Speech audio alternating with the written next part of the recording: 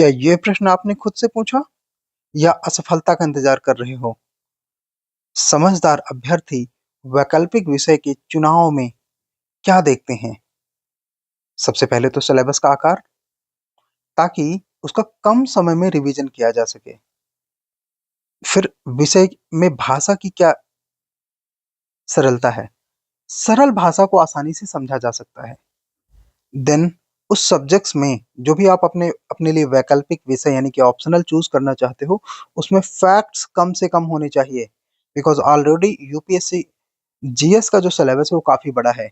अगर आप एक ऐसा ऑप्शनल लेते हैं जिसमें फैक्ट्स ज्यादा हैं, तो ये आपके लिए बोझ का काम करेगा।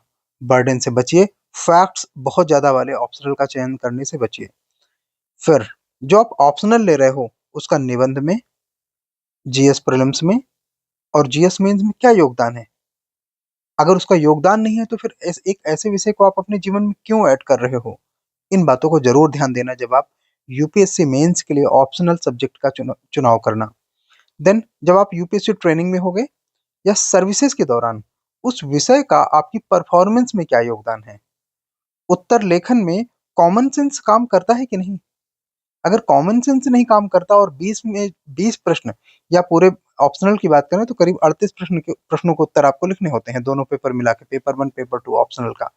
तो अगर आप सिर्फ ऐसे सब्जेक्ट को लेते हो जिसमें आप याद करके ही उत्तर लिख सकते हो, तो याद रखना ये 38 क्वेश्चन में आपको 50% से ज्यादा क्वेश्चन सरप्राइज करने वाले आएंगे। इसलिए वो सब्जेक्ट में कॉमन सेंस का बहुत योगदान होना चाहिए।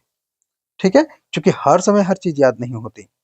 यूपीएससी में वो स्कोरिंग कितना है ये डिसाइड करता है कि उस ऑप्शनल के साथ आप टॉपर बनोगे कि नहीं। कई सारे ऐसे ऑप्शनल हैं जिसमें कभी टॉप 100 में बच्चे सेलेक्ट नहीं होते, फिर भी आप उनके पीछे भागते हैं। चलिए हम समझते हैं कि समाज शास्त्र एक ऑप्शनल के तौर पर कैसा है। ये सर्वश्रेष्ठ क्यों बना हुआ है पिछले कई दशकों से। मैं 1-2 साल की बात नहीं कर रहा हूँ, पिछले कई दशकों से समाज शास्त्र में 100 में से लगभग एक चौथाई, 1/4 रिजल्ट सोशियोलॉजी से आ रहा है, समाज शास्त्र से आ रहा है। एग्जाम्पल के तौर पे मैं आपको बताऊंगा कि 2023 में सोशियोलॉजी के 24 बच्चे टॉप 100 में थे। ठीक है, टॉप 100 में 24 बच्चे थे। तो ये एक चौथाई का रूल है सोशियोलॉजी के लिए। उसका कारण क्या है, इसका सिलेबस सबसे छोटा है। यूपीएससी के सभी ऑप्शनल में, सभी वैकल्पिक विषयों में इसका सिलेबस सबसे छोटा है।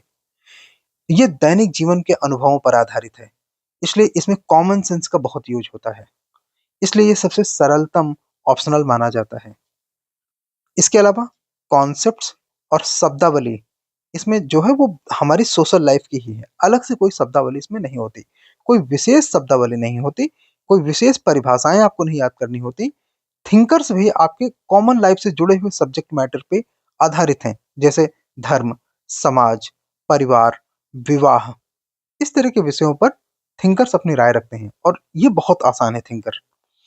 ठीक है, ये बहुत आसान है। इसके अलावा जीएस में समाजशास्त्र का क्या योगदान है, सोशियोलॉजी का, सोशियोलॉजी यानी कि समाजशास्त्र का जीएस में क्या योगदान है। तो प्रीलिम्स में करीब करीब 16 से 26 अंक सोशियोलॉजी से आते हैं। जब आप प्रश्न देखेंगे, गलती करेंगे, शायद तब इस बात पे आपको समझ डेवलप होगी। जीएस 1 में सोशियोलॉजी से करीब 100 अंक का एरिया होता है। ये एरिया होता है भारतीय समाज एवं सामाजिक मुद्दे, और इसका संपूर्ण सिलेबस जीएस 1 में ये भारतीय समाज एवं सामाजिक मुद्दे नामक संपूर्ण सिलेबस वो समाजशास्त्र पर आधारित है। इसके अलावा जीएस 2 में करीब 70 नंबर का एरिया है समाजशास्त्र का। ये सामाजिक न्याय, और सामाजिक न्याय का जो संपूर्ण सिलेबस है सोशियोलॉजी पर आधारित है। 70 मार्क्स जीएस 2 में सोशियोलॉजी से आते हैं, 100 मार्क्स जीएस 1 में सोशियोलॉजी से आते हैं। जीएस 3 में 35 मार्क्स सोशियोलॉजी से आते हैं, और ये एरिया होता है, एक यूनिट है गरीबी और सामाजिक कल्याण। ये जो टॉपिक है इकोनॉमी के अंतर्गत, ये अपने आप में सोशियोलॉजी से डेडिकेटेड है। इसके अलावा जीएस 4 में 75 मार्क्स, इसमें व्यक्तिगत एवं सामाजिक नैतिकता का जो टॉपिक है, जिससे कि डायरेक्ट आंसर राइटिंग के क्वेश्चन भी आते हैं एंड केस स्टडीज भी ये सोशियोलॉजी पर आधारित हैं। ठीक है, तो ये दोनों चीजों के लिए आपको सोशियोलॉजी पढ़ना ही पड़ता है, और इसमें भी ये व्यक्तिगत एवं सामाजिक नैतिकता का जो कॉन्सेप्ट है, इसका संपूर्ण सिलेबस सोशियोलॉजी पर आधारित है। ठीक है, निबंध, कम से कम एक निबंध निश्चित तौर पर सोशियोलॉजी से आता है हमेशा, कभी कभी एक से अधिक भी हो सकते हैं। लेट्स से 2 निबंध आते हैं तो कई बार दूसरा निबंध भी सोशियोलॉजी पर बेस्ड होता है। जैसे लास्ट फोमो पर आया था, फियर ऑफ मिसिंग आउट। अब ये अपने आप में सोशियोलॉजी का टॉपिक है। हम लोग इसे सोशल मीडिया के ट्रेंड्स में पढ़ते हैं, जीएस सोशियोलॉजी पेपर 2 पे। ठीक है, सोशियो पेपर 2 पे पढ़ते हैं। तो इस तरह से हर साल सोशियोलॉजी पर एक निबंध निश्चित आता है। तो 125 नंबर का ये आपको सीधा फायदा करता है। जरा इनको एक बार जोड़ते हैं, है ना। सबसे पहले 100, फिर 70 लिख लीजिए, 100 70, उसके बाद 35 75, 35 75, निबंध के 125। इनको ऐड करेंगे तो 5 5 10 5 15, इसके अलावा 7 3 10, 7 17, 17 2 19 और एक हासिल का 20, 2 1 3 1 4। तो ये करीब 405 नंबर का एरिया है जीएस में, जो कि आपको सोशियोलॉजी से डील करना है। ठीक है, यानी कि 400 से अधिक नंबर हैं निबंध और जीएस के अंतर्गत, जो कि आपको सोशियोलॉजी यानी समाजशास्त्र से डील करना है। उसके लिए आपको सोशियोलॉजी पढ़ना ही पड़ेगा। ठीक है, आपको समाजशास्त्र का करीब करीब 70% सिलेबस जीएस के अंतर्गत ही पढ़ना होता है। आपका वैकल्पिक विषय कुछ भी हो, तो क्यों ना आप समाजशास्त्र को यानी कि सोशियोलॉजी को अपना ऑप्शनल सब्जेक्ट बनाएं, सो दैट कि ये 400 नंबर और जो ऑप्शनल के 500 नंबर होते हैं, वो दोनों मिलाकर आपको 900 नंबर का एडवांटेज मिले, 900। ठीक है, वैसे भी आपको पता है कि 1750 नंबर का मेंस होता है। इसमें अगर आप 900 नंबर सोशियोलॉजी से डील करोगे, कितना कम आएगा। मान लो आपने इसमें 600 के अराउंड मार्क्स ले लिए, ठीक है, और बाकी 850 में आपने अगर 300 भी ले लिया है, तो 6 3 900 नंबर हो जाएगा। इसमें आपका सिलेक्शन तय है। ठीक है, लेकिन अगर आपने यहाँ थोड़ा अच्छा कर लिया, मान लीजिए अच्छी क्लासेस कर लिया आपने, तो ये 900 को अगर आपने 1000 या 1100 तक टच करा दिया, इंटरव्यू में आपको मान लीजिए कि एवरेज 180 मिल जाते हैं, तो ये आपका हो गया 1280। इतने में आप टॉप कर जाओगे, ये आपको टॉप 20 रैंक दिला देगा। कितना? टॉप 20। यही सोशियोलॉजी का एडवांटेज है, बिकॉज सोशियोलॉजी में मार्किंग पैटर्न बहुत अच्छा है। सबसे अच्छे नंबर इजिली मिलते हैं। लवासना में ब्यूरोक्रेसी में अपेक्षाएं एवं सिविल सेवक की नागरिक संबंधी जिम्मेदारियां।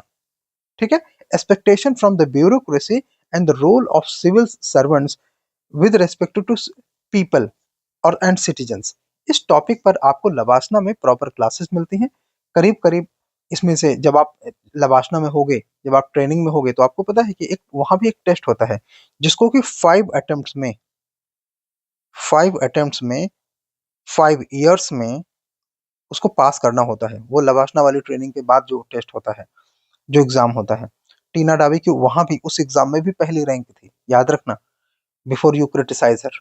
तो ये कॉन्सेप्ट होते हैं ब्यूरोक्रेसी और इसकी इसमें जो अपेक्षाएं होती हैं ब्यूरोक्रेसी से, और सिविल सेवक की जो नागरिक संबंधी जिम्मेदारियां होती हैं, वो टॉपिक है जिसके लिए आपको सोशियोलॉजी वहां भी पढ़ना पड़ेगा। ठीक है, एंड ये सिलेक्शन के बाद आपको एग्जाम को क्वालिफाई करना होता है। इसके अलावा जब आपका सिलेक्शन हो जाता है, आप सोसाइटी में आ जाते हो, तो समाज में रहकर आपको कार्य करने होते हैं। इसलिए समाज की जो विविधता पूर्वक दृष्टिकोण है, वो विकसित करने में सोशियोलॉजी आपको हेल्प करता है। समाजशास्त्र के जो थिंकर्स हैं, एक तो इसमें केवल 6 मेन थिंकर्स हैं, आसान है, किसी भी ऑप्शनल की तुलना में सबसे कम है ये। तो जो थिंकर्स का अध्यापन कराया जाता है, वो आप में विविधता का विकास करता है, और उस विविधता के कारण समाज में आप बेहतर काम कर सकते हैं। और यही कारण है कि समाजशास्त्र के वैकल्पिक विषय वाले आईएएस, आईपीएस, आईआरएस, इनका प्रमोशन बहुत जल्दी होता है। ये ऊंचे पदों में जल्दी पहुंचते हैं। सचिव, गृह सचिव, वित्त सचिव, ठीक है, कैबिनेट सचिव, ऐसे जो बड़े पोस्ट होते हैं ना इंडिया में एक वाले, उनमें सोशियोलॉजी के ही लोग ज्यादा होते हैं। रीजन, बिकॉज उन्होंने सोसाइटी में काम करने का जो लर्निंग है ना, वो अपने ऑप्शनल के साथ, अपने वैकल्पिक विषय के साथ ही सीख लिया था। इसलिए उनको वहां पे इस बात का एडवांटेज मिलता है। ठीक है, समाज शास्त्र में फैक्ट्स बहुत कम होते हैं, बहुत कम याद किए जाने वाले फैक्ट्स समाज शास्त्र में पीएसआई और इतिहास की तुलना में 90% कम होते हैं। हिंदी साहित्य की तुलना में 80% कम होते हैं। भूगोल की तुलना में 70% कम होते हैं इसमें समाजशास्त्र में। तो ऑन एन एवरेज हम ये बोलते हैं कि सोशियोलॉजी में किसी भी ऑप्शनल की तुलना में 85% कम फैक्ट्स होते हैं।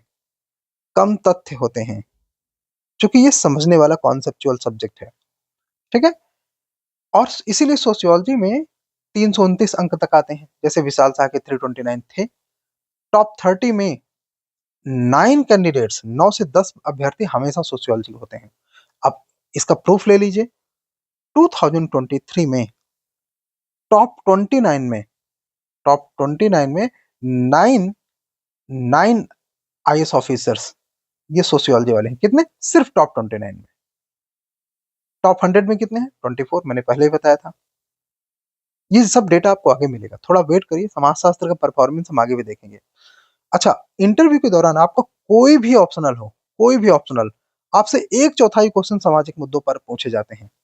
दूसरे ऑप्शनल वाले बच्चे फंबलिंग करते हैं, मुंह से आवाज नहीं निकलती, घबरा जाते हैं। और सोशियोलॉजी वाले बच्चे ऐसे बोलते हैं जैसे उनके घर का विषय हो, उनके घर के मुद्दे हो। इतना इजिली डील करते हैं उन चीजों में।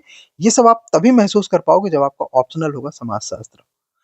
समाजशास्त्र का सिलेबस इतिहास, राज व्यवस्था की तुलना में आधा है। मैंने बोला था ना, बहुत छोटा है इसका सिलेबस। इतिहास और राज व्यवस्था की तुलना में आधा है। भूगोल और हिंदी साहित्य की तुलना में 40% छोटा सिलेबस है। ठीक है, मतलब उससे भी लगभग आधा है। प्रीलिम्स एवं मेंस के बीच में करीब करीब 90 दिनों से भी कम का समय होता है। इसलिए ऑप्शनल का सिलेबस छोटा होना एक बड़ा एडवांटेज है, क्योंकि प्री और मेंस के बीच में 90 दिनों से कम का समय होता है। उदाहरण के तौर पर देखते हैं 2025 में कितना टाइम है। 25 मई को 25 मई को प्रीलिम है। 22 अगस्त से 22 अगस्त से मेंस है। ठीक है, तो बीच में कितना टाइम आपको मिला? अराउंड 82-83 दिन, मतलब 3 महीने से भी कम। अब जिस बच्चे का ऑप्शनल छोटा होगा वो तो इसे आसानी से रिवाइज करवा लेगा। जैसे हम अपना ऑप्शनल यानी कि सोशियोलॉजी का रिवीजन 20 डेज में कराते हैं। रिवीजन कब कराते हैं? 20 डेज में। इसमें आंसर राइटिंग शामिल है, इसमें करंट अफेयर्स शामिल है। ये सिर्फ उन बच्चों को मिलता है जिन्होंने हमारा सोशियोलॉजी का फाउंडेशन बैच किया है।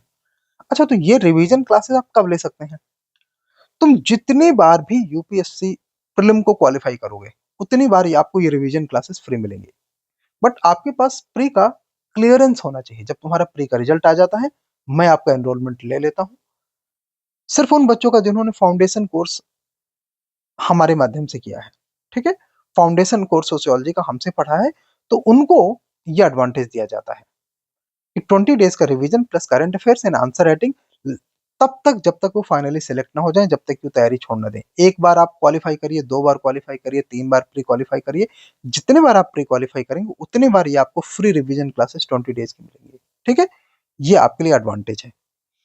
यूपीएससी का सिलेबस देखो ऑलरेडी बहुत बड़ा होता है, ये हम सभी जानते हैं। इसलिए बड़े सिलेबस जैसे इतिहास, भूगोल, राज व्यवस्था, अर्थव्यवस्था तथा अतिरिक्त विषय वाले सिलेबस जिनका यूपीएससी में कोई योगदान नहीं है, जैसे हिंदी, उर्दू, संस्कृत, दर्शन शास्त्र, अंग्रेजी साहित्य, इन बोझ से बचें। 2 तरह के बोझ होते हैं। एक तो बड़े सिलेबस का बोझ, जैसे आपने इन विषयों में देखा, इतिहास, भूगोल, राज व्यवस्था, अर्थव्यवस्था, इससे बचें। अतिरिक्त विषय के वर्डन से बढ़े। इनको मैंने अतिरिक्त विषय क्यों कहा? बिकॉज इनका आपके सिलेक्शन में कोई योगदान नहीं है। ऑप्शनल के अलावा ना तो ये प्री में कोई योगदान करते हैं, ना मेंस में कोई योगदान करते हैं जीएस में, ना ही इंटरव्यू में इनसे कोई खास क्वेश्चन पूछे जाते हैं, जैसे हिंदी साहित्य, उर्दू साहित्य, संस्कृत साहित्य, दर्शन शास्त्र और अंग्रेजी साहित्य। ये लगभग यूजलेस सब्जेक्ट हैं ऑप्शनल के बाहर। ठीक है, समाजशास्त्र के अनेक फायदों में कुछ बातें हम और करेंगे, फिर हम इसको थोड़ा सा आगे बढ़ेंगे। जैसे समाजशास्त्र का फायदा अभी तक क्या रहा है? ज्यादातर अंग्रेजी माध्यम के बच्चे अभी तक इसके जो फ्रूट्स हैं, इसका जो फल है, वो अभी कौन खा रहा है? ज्यादातर इंग्लिश मीडियम के बच्चे खा रहे हैं। ठीक, हिंदी माध्यम के बच्चे प्रभाव में आकर कुछ ऐसे ऑप्शनल ले लेते हैं जिसका कि उनकी लाइफ में कोई योगदान नहीं या सिलेबस बहुत बड़ा है। और हिंदी माध्यम के बच्चे जब तक इसका लाभ नहीं लेंगे तब तक टॉप 100 में वो आएंगे नहीं। टॉप 100 में नहीं आएंगे तो आईएएस मिलेगा नहीं। आईएएस होने के लिए आपकी रैंक 80 से 85 के बीच में होनी चाहिए, जनरल रैंक। आईपीएस होने के लिए आपकी रैंक, जनरल रैंक 245 से कम होनी चाहिए। ठीक, लेकिन आप हिंदी माध्यम के बच्चों को देखिए तो 2023 के रिजल्ट में 2023 के रिजल्ट में हिंदी माध्यम का केवल एकमात्र बच्चा जिसका नाम है मोहन लाल,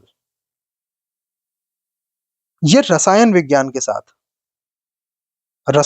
के साथ टॉप 100 में था, अन्यथा हिंदी माध्यम का दूसरा कोई बच्चा टॉप 100 में नहीं था। दूसरा बच्चा जो हिंदी माध्यम का था, उसकी रैंक थी 135-36। ठीक है, मतलब ये कि हिंदी माध्यम में एकमात्र बच्चा जो टॉप 100 में था, उसका नाम था मोहनलाल, और वो रसायन विज्ञान से था। अन्यथा हिंदी माध्यम का कोई बच्चा टॉप 100 में नहीं था। जबकि सोशियोलॉजी के टॉप 100 में 24 बच्चे थे, इसका मतलब वो सभी इंग्लिश मीडियम के थे। यस, तो कब तक ये बात आप लोग स्वीकार कर लेंगे कि सोशियोलॉजी का जो फल है, इसकी जो मलाई है, इसका जो फ्रूट है, वो सिर्फ अंग्रेजी माध्यम के बच्चे लेते रहेंगे? हाँ, आप कब लोगे? इस विषय की सरलता, छोटा सिलेबस, बिना फैक्ट का विषय है, सिर्फ छोटे-छोटे कॉन्सेप्ट होते हैं, ईज़ी सब्जेक्ट होता है। इस बात का फ़ायदा हिंदी माध्यम के बच्चे कब उठाएँगे, ये आपको सोचना पड़ेगा। हिंदी माध्यम के बच्चों को इसका फ़ायदा उठाना ही पड़ेगा, अगर वो टॉप 100 में आना चाहते हैं, अगर वो वैसा रिज़ल्ट लाना चाहते हैं जैसा 2013 के पहले हुआ करता था। 2013 के पहले टॉप 100 में बड़ी संख्या में बच्चे हिंदी माध्यम से होते थे, ठीक है? लेकिन जैसे ही बच्चों ने सोशियोलॉजी जैसे विषयों से दूरी बनाई, वैसे उनका सिलेक्शन कम हो गया। तो आप दोबारा से सोशियोलॉजी अपना विषय लीजिए और उसी तरह सिलेक्शन लीजिए जैसे 2013 के पहले सोशियोलॉजी के साथ हिंदी माध्यम के बच्चों को टॉप 100 में रैंक मिलती थी।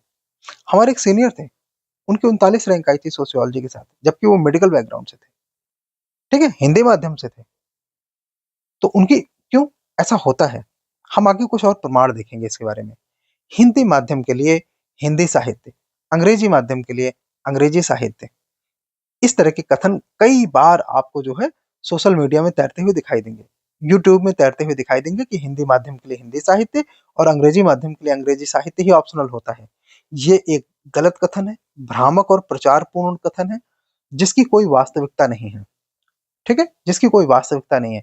ये दोनों ऑप्शनल आप मिला लो, हिंदी साहित्य और अंग्रेजी साहित्य, दोनों को मिला के 50 बच्चे सिलेक्ट नहीं होते, ठीक है? तो क्या बाकी बच्चे किसी और गर्भ से आए हैं, किसी और ग्रह से आए हैं, किसी और उपग्रह से आए हैं? उत्तर है नहीं।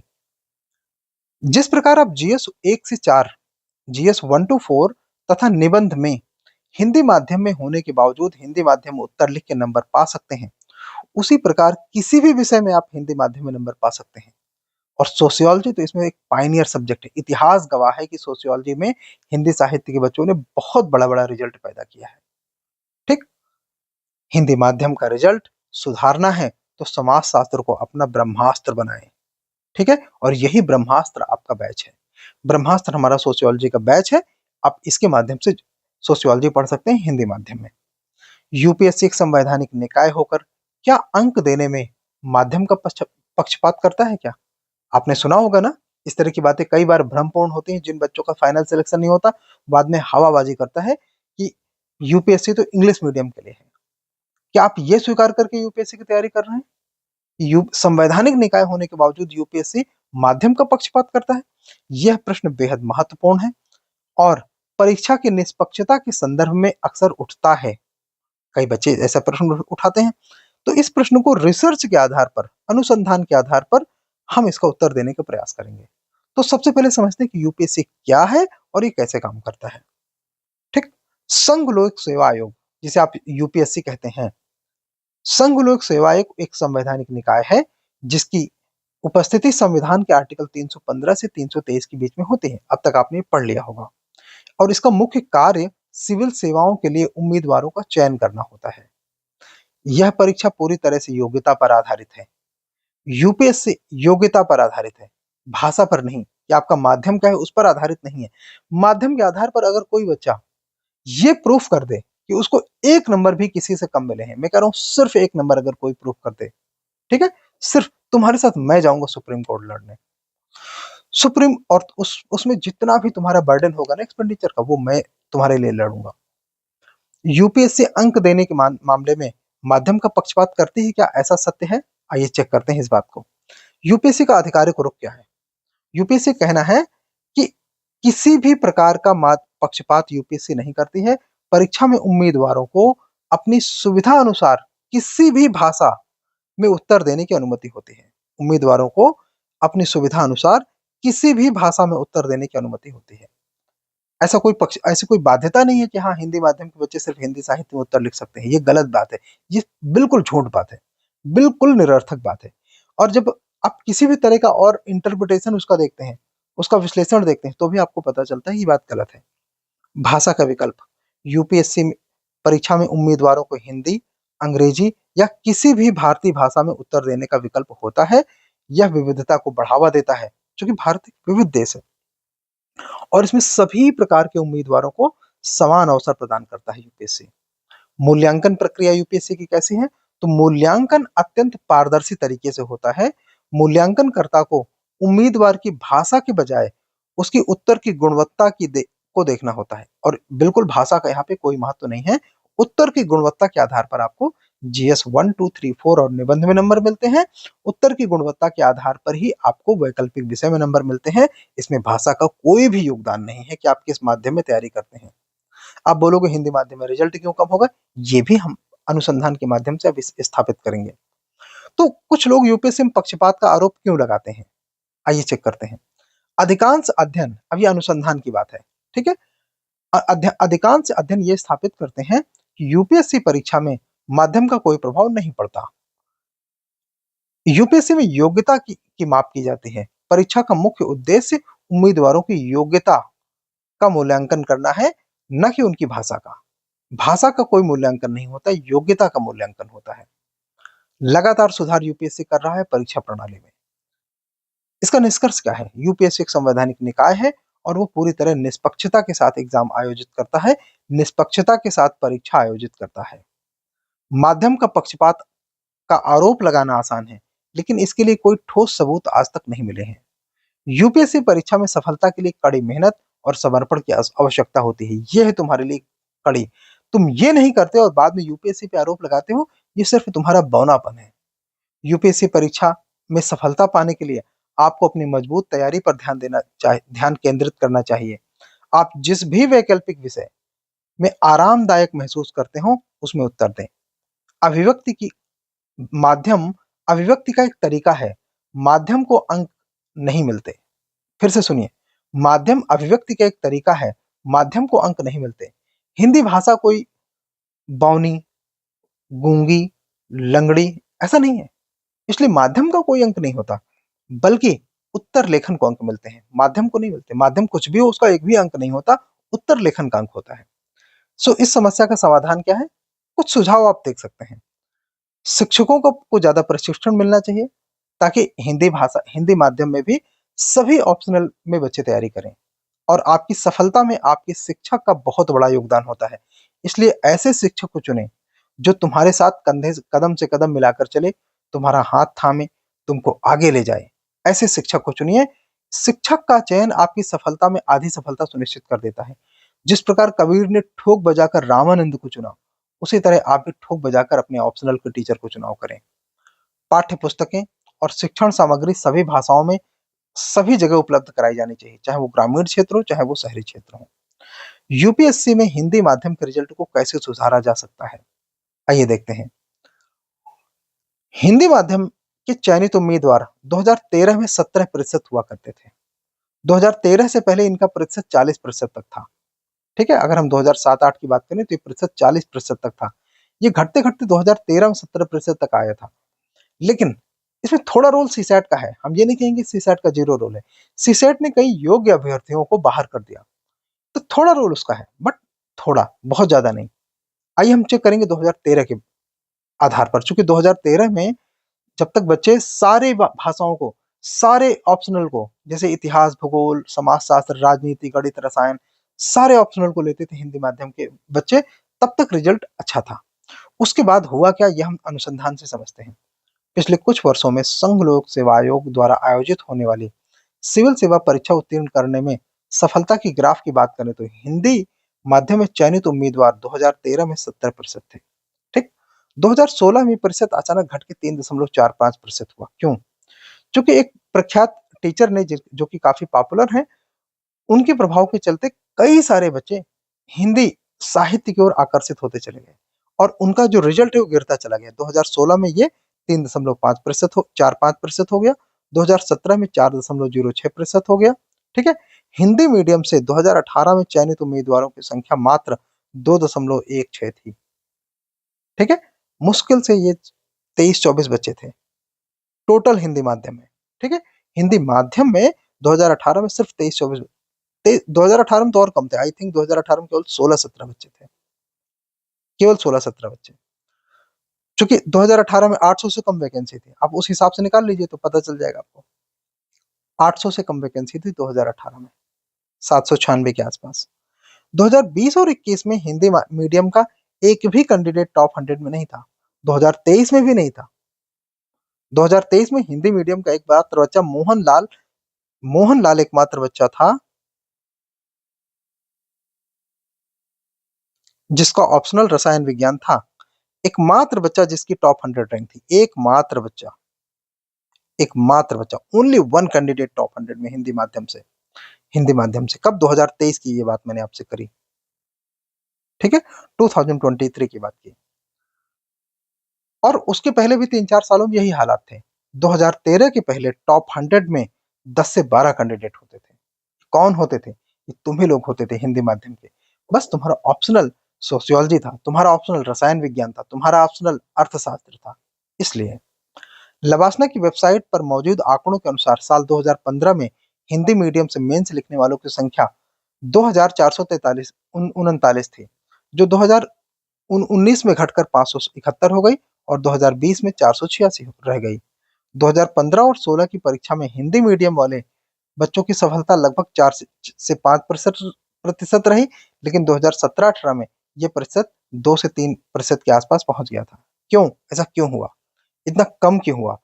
आंकड़ों पर ध्यान दिया जाए तो इसके अनेक कारण सामने आते हैं, जिसमें एक बड़ा कारण क्या है? बड़ा कारण यह है कि अधिकतर बच्चों का केवल एक वैकल्पिक विषय पर अत्यधिक निर्भरता हो गई और उसमें सिलेक्शन होते हैं कम, उसमें नंबर मिलते हैं बहुत औसत। वो एकमात्र विषय क्या है ये मुझे बताने की जरूरत नहीं है, जिसमें हिंदी माध्यम के बच्चे ज्यादातर ले लेते हैं, बिना सोचे समझे बस बहाव में आके ले लेते हैं। 2013 से पहले हिंदी माध्यम के बच्चे अधिक बहुमुखी थे, वे विज्ञान, कला संकाय के अधिकतर विषयों के साथ तैयारी करते थे, जो 2013 के बाद एकमात्र वैकल्पिक विषय पर सीमित हो गए। और उसका परिणाम क्या हुआ ये हम आगे देखेंगे। पहले देख लेते हैं 2013 का रिजल्ट एग्जैक्टली क्या था, जिसके बारे में बार बार बात हो रही है। तो सोशियोलॉजी शुरू करते हैं। सोशियोलॉजी इंग्लिश मीडियम में 1532 बच्चों ने मेंस दिया, 162 का इंग्लिश मीडियम में सिलेक्शन हुआ, 375 बच्चों ने हिंदी माध्यम में सोशियोलॉजी ऑप्शनल के साथ मेंस दिया और 41 हिंदी माध्यम में सफल हुए। अच्छा, ये कितने प्रतिशत है? तो 375 में 41 बच्चे कितने प्रतिशत हो गए? करीब करीब 12%। ठीक, अब हम सारे विषयों का देखते हैं। फिलॉसफी 2013 में, इंग्लिश का तो आप देख सकते हैं, हम हिंदी मीडियम की बात करते हैं क्योंकि ये हिंदी मीडियम के बैच के लिए है। 245 बच्चों ने हिंदी माध्यम में फिलॉसफी दर्शन शास्त्र के साथ मेंस लिखा, 23 सिलेक्शन हुआ। और एंथ्रोपोलॉजी यानी कि नृवंश विज्ञान में 192 बच्चों ने हिंदी माध्यम में मेंस लिखा, 26 का सिलेक्शन हुआ। आप ध्यान से देखेंगे तो ये प्रतिशत 10 से अधिक है, मोर देन 10 है नृवंश विज्ञान में, जबकि फिलॉसफी में ये लेस देन 10% है, 10% से कम है। हिस्ट्री, इतिहास में 286 बच्चों ने लिखा मेंस और सिलेक्शन हुआ इतिहास वैकल्पिक विषय के साथ केवल 19। ये क्या दर्शाता है? ये यह दर्शाता है कि ये जो प्रतिशत है वो करीब करीब 7% से कम है इतिहास का। ज्योग्राफी 420 बच्चों ने लिखा, 25 बच्चों का सिलेक्शन हुआ, ये प्रतिशत लेस देन 5% है, यानी कि 5% से कम बच्चों का सिलेक्शन हुआ। मतलब किसी ने बहुत मेहनत कर प्री निकाला, ज्योग्राफी ऑप्शनल से उसने मेन से दिया तो उसने अपराध कर दिया। क्यों? क्योंकि सिलेक्शन का दर केवल 5% या उससे भी कम, ये तो बहुत कम है, 10% से तो अधिक होना चाहिए।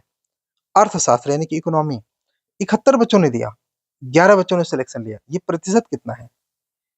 ये प्रतिशत आपका बहुत ज्यादा है, मोर देन 15% है। ठीक, पीएसआईआर यानी कि राज व्यवस्था, 346 बच्चों ने इसमें मेंस दिया और सिलेक्शन हुआ 24 का, ये प्रतिशत लेस देन 6% है, 6% से कम। ठीक, हिंदी लिटरेचर 477 बच्चों ने मेंस दिया, 32 का सिलेक्शन हुआ, ये प्रतिशत लेस देन 6% है, 6% से कम। तो इस हिसाब से आप देखते हैं तो बेस्ट ऑप्शनल बैठता है इकोनॉमी, लेकिन इकोनॉमी में आपको थोड़े बहुत इंग्लिश के टर्म्स पता होना चाहिए। और इसमें नंबर ऑफ सिलेक्शन देखिए केवल 11 है 71 में। लेकिन अगर हम परसेंटेज और संख्या दोनों देखें कि हाँ कितने अधिक बच्चों का सिलेक्शन हुआ, कितने अधिक बच्चों ने, तो भले सोशियोलॉजी में मेंस लिखने वाले बच्चे कम थे, इसका मतलब कम बच्चों ने मेंस लिया। उसकी तुलना में आप देखते हैं कि ज्योग्राफी में ज्यादा बच्चे हैं, उसकी तुलना में आप देखते हैं कि हिंदी साहित्य में ज्यादा बच्चे हैं, लेकिन सिलेक्शन सोशियोलॉजी के इन सबसे ज्यादा है। अब ज्योग्राफी और हिंदी साहित्य के दोनों बच्चों को देखिए, ज्योग्राफी कहाँ है 25, हिंदी साहित्य में कितने हैं 32, तो और वहीं पे सोशियोलॉजी में कितने हैं 41, जबकि यहाँ पे 375 बच्चों ने केवल मेंस दिया। उसी तरह आप एंथ्रो में देखिए, एंथ्रो में संख्या थोड़ी कम थी, लेकिन इसमें परसेंटेज अच्छा है, मोर देन 10% अच्छा है। ठीक है, दर्शन शास्त्र 23, इसका परसेंटेज थोड़ा कम है, बट स्टिल गुड। तो आप चूंकि ऑप्शनल आपका एक मैटर करता है, ये हमने 2013 के बारे में देखा।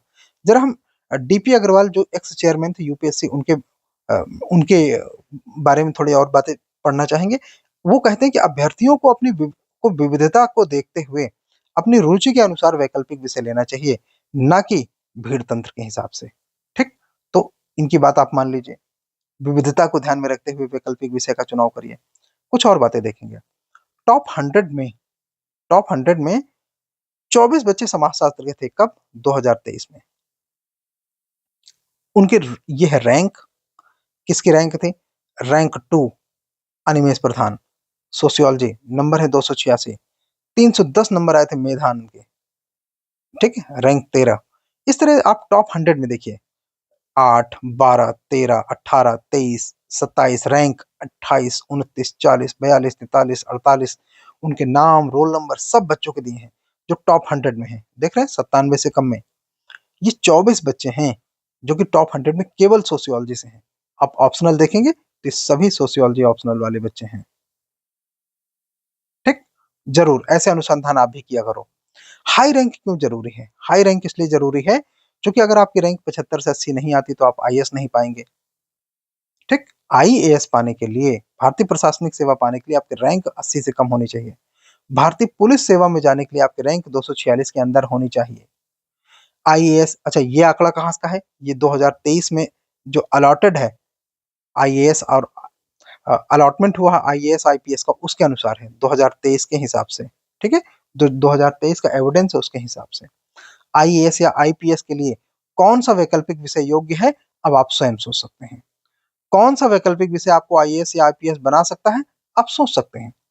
आईएएस आईपीएस बनने आए हो या कोई भी पोस्ट लेकर खुश हो जाओगे नीचे की पोस्ट, ये आपको अपने आप से सोचना है। ये प्रश्न मैं आपके लिए छोड़ता हूँ कि कोई भी पोस्ट लेकर खुश हो जाओगे या आईएएस और आईपीएस बनने आए हो। ठीक है, ये मैं तुम पे छोड़ता हूँ। एक बात याद रखना, कुछ पोस्ट हैं आईएएस, आईपीएस, आईएफएस, आईआरएस, जिनमें आपको पब्लिक सर्विस में कुछ करने के लिए खास होता है। बाकी यूपीएससी में 40 से अधिक और पोस्ट हैं, मोर देन 40, जिन पर आपको सिग्नेचर करने होते हैं, ऑफिस में बैठे रहना होता है, बस उसी टाइप की पोस्ट है। पब्लिक सर्विस में जो ग्रेटर डीलिंग है वो इन्हीं इन्हीं पोजीशन में होती है। तो आप लोग अपने लिए आईएएस आईपीएस चुनो। ठीक, 2013 का यूपीएससी का रिजल्ट है, ये फाइनल रिजल्ट है। रोल नंबर के साथ रैंक दिया हुआ, सबकी रैंक दी हुई है। पहली रैंक आदित्य श्रीवास्तव, दूसरा अनिमेश प्रधान। ठीक, फिर आप एक तरफ से रैंक देखते चलो और ऑप्शनल देखते चलो, electrical engineering, sociology, anthro anthro economics, political science, law, sociology. ठीक है, देन हिस्ट्री, सोशियोलॉजी, सोशियोलॉजी, ये पूरे 24 बच्चे आपको इसमें सोशियोलॉजी के मिलेंगे। Electrical engineering, sociology, mathematics, physics, PSIR, geography, PSIR, sociology. Sociology की संख्या देखिए, सोशियोलॉजी सोशियोलॉजी सोशियोलॉजी, रैंक 29 के पहले, 40, 42, 43, सोशियोलॉजी सोशियोलॉजी सोशियोलॉजी। ठीक है, 48, 50, sociology sociology, 55 sociology, 58 sociology, 63 sociology. ठीक है, 68 sociology, 71 sociology, 82, 84 sociology sociology, 90 sociology. ठीक है, 92, 97 सोशियोलॉजी सोशियोलॉजी, ये सब समाजशास्त्र है। एक बात बताओ, टॉप 100 में हिंदी साहित्य के कितने हैं, 0। ठीक, 0। हिंदी माध्यम का रिजल्ट तभी सुधरेगा जब आप अपने वैकल्पिक विषय के चयन में थोड़े स्मार्ट बनोगे। 2014 से 22 के बीच में यूपीएससी में चयनित लगभग हर छठवां बच्चा समाजशास्त्र का था। ठीक, मैंने 2014 से बताया, आप 2013 में जाएंगे तो ये हर पांचवा हो जाएगा। अगर आप 2013 या उससे पहले का डेटा लेंगे तो हर पांचवा बच्चा, क्योंकि तब हिंदी माध्यम का बच्चा भी सोशियोलॉजी लेता था और वहां भी आपको भर भर के सिलेक्शन होते थे हिंदी माध्यम में सोशियोलॉजी के साथ।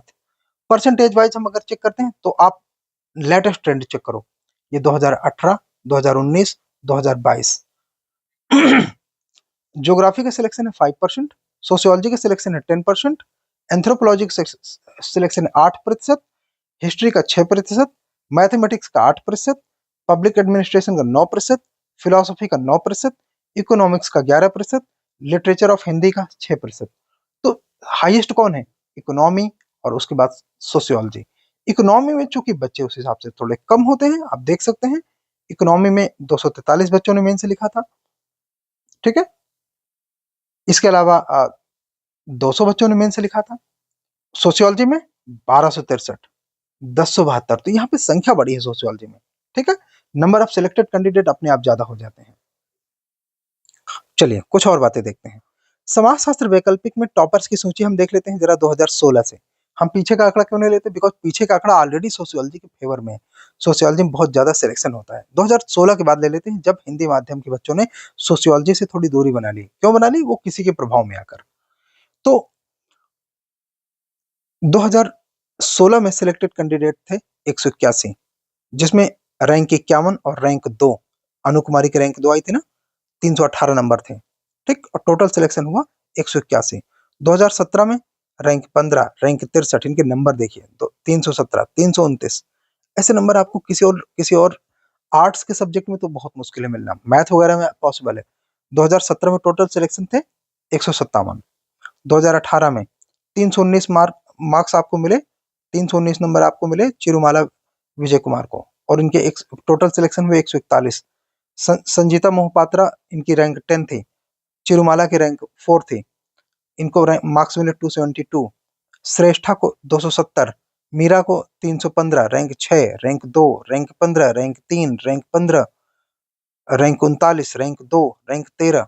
आप टोटल सिलेक्शन देखेंगे 155, 156, 141, 153, 148।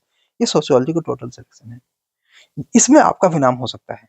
बहुत सारे ऑप्शनल सोशियोलॉजी से 1/10 रहते हैं, जैसे कई ऑप्शनल जिसमें कि 14 सिलेक्शन होते हैं, 15 सिलेक्शन होते हैं, बड़े बड़े जिनमें लाखों बच्चे में प्री तैयारी करते समय चुनते हैं उनको, उनमें सोशियोलॉजी का 10 गुना कम सिलेक्शन होता है, ठीक। सो सोशियोलॉजी के साथ आप जिस तरह से आसानी से सिलेक्शन ले सकते हैं, ये आपको खुद चूज करना है। जो भी आपको कहता है कि हिंदी माध्यम में सोशियोलॉजी में नंबर नहीं मिलते, उनको बताना क्या कि अनिरुद्ध कुमार के 291 नंबर थे हिंदी माध्यम में सोशियोलॉजी में, मतलब नंबर मिलते हैं। ये मैं स्वयं स्वीकार करता हूं कि हिंदी माध्यम के बच्चों ने सोशियोलॉजी लिया नहीं 2015-16 के बाद से, इसलिए उनकी संख्या हिंदी माध्यम में कम दिखाई देती है।